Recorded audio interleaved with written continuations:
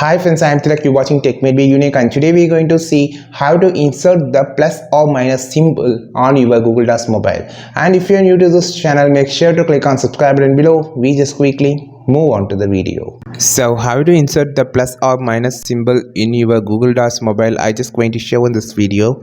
So first of all, just open the document and just going to insert the plus or minus symbol.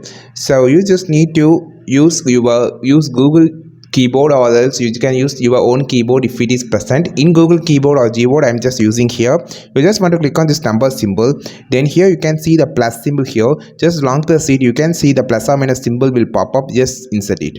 This is how you just insert the plus or minus symbol on your Google Docs mobile, because there is no option for the plus or minus or insert symbol option or not is available in the mobile version of the Google Docs mobile.